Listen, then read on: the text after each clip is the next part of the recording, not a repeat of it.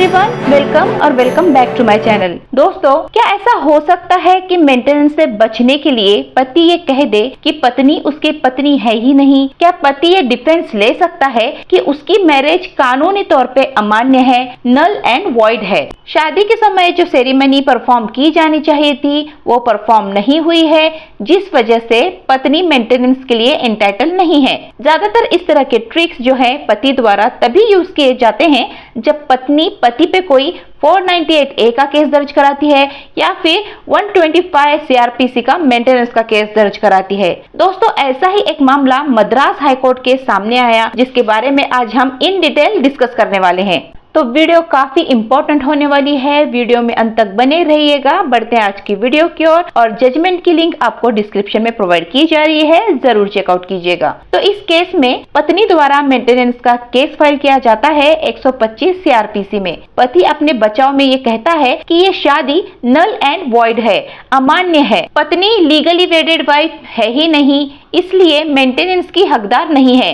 तो क्या पत्नी इतने सालों से अपने पति के साथ रह रही है, क्या उसे ये प्रूफ करना होगा कि वो लीगली वेडेड वाइफ है? क्या पति इस बिना पर कि शादी के दौरान सही रस्मों का फॉलो नहीं किया गया, इस बेसिस पे वो पत्नी को मेंटेनेंस देने से बच सकता है? अगर पत्नी लीगली वेडेड वाइफ नहीं है तो क्या पत्नी के मेंटेनेंस को खारिज किया जा सकता है? ये सब सवाल मद्रास हाईकोर्ट के सामने खड़े हुए।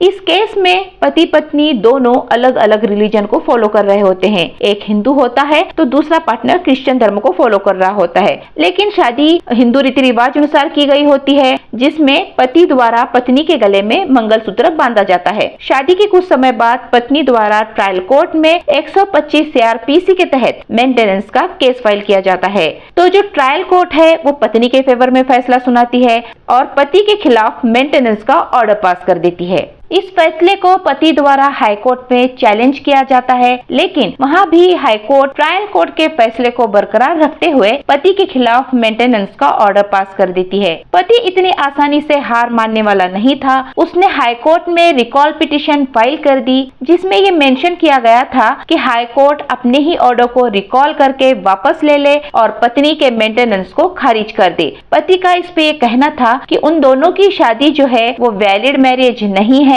वो मैरिज नल एंड वॉइड है, क्योंकि उन्होंने हिंदू मैरिज के हिसाब से शादी की थी, जबकि वो दोनों अलग अलग रिलीजन के होने के कारण उनकी मैरिज स्पेशल मैरिज एक्ट के तहत ही हो सकती थी। तो ऐसे में जब मैरिज ही नल एंड वॉइड है, पत्नी उसकी पत्नी है ही नहीं, तो पत्नी कैसे मेंटेनेंस क्लेम कर सकती है? हाई कोर्ट ने सभी फैक्ट्स को ऑब्जर्व किया, सभी सर्कमस्टेंसेस को ध्यान में रखते हुए ये कहा कि पति को ये ऑब्जेक्शन ट्रायल कोर्ट में ही ले लेना चाहिए था। जब पति ने 125 CRPC के तहत भरण पोषण का केस फाइल किया था, तब पति ने अपने बचाव में इस पॉइंट को रेज नहीं किया, और ना ही पति ने हाई कोर्ट में रिवीजन पिटीशन को फाइल किया था, तब भी ये पॉइंट रेज नहीं किया, इसका ऑब्जेक्शन नहीं लिया। हाई कोर्ट ने ये नोटिस किया कि पति द्वारा ये पहली बार ही ऑब्जेक्शन लिया गया है कि उनकी शादी नल एंड वॉइड है। हाई कोर्ट का ये भी कहना था कि अगर पति पत्नी के शादी को नल एंड वॉइड डिक्लेयर भी किया जाए, तब भी पत्नी 125 CRP के तहत मेंटेनेंस के लिए एंटाइटल है। लेकिन इसमें एक एक्सेप्शन है, अगर पति पत्नी एक दूसरे के साथ नहीं रहते हो तो ही पत्नी के मेंटेनेंस को डिक्लाइन किया जा सकता है।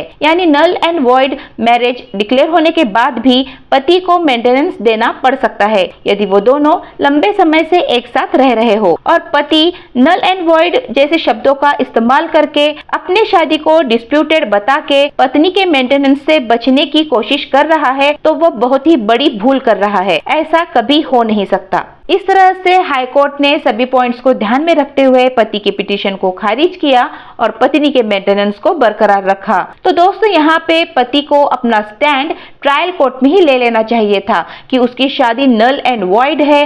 अब बाद में अगर वो डिफेंस के तौर पे ये सब कह दे तो ऐसे में उसे कोई रिलीफ नहीं मिलेगा, और तो और पति को ये प्रूफ करना होगा कि मैरिज नल एंड वॉइड थी सेरेमनीज परफॉर्म नहीं किया गया था और वो दोनों साथ में नहीं रहते थे। तो सिर्फ नल एंड वॉइड कह देने से पति पत्नी के मेंटेनेंस देने से नहीं बच सकता था। तो इस तरह से हाई कोर्ट ने इस पॉइंट्स को नोटिस करते हुए पति के पिटीशन को खारिज किया और पत्नी के फेवर में ये फैसला चला जाता है। तो दोस्तों, ये था आज का टॉपिक। आई होप आपको ये वीडियो इन्फॉर्मेटिव लगी होगी। वीडियो अगर अच्छी लगी है तो इसे लाइक कीजिए, अपने फ्रेंड्स और फैमिली के साथ जरूर शेयर कीजिएगा। मिलते हैं ऐसे ही नॉलेजेबल और इन्फॉर्मेटिव वीडियोस के साथ। तब तक के लिए stay healthy, stay happy, bye bye.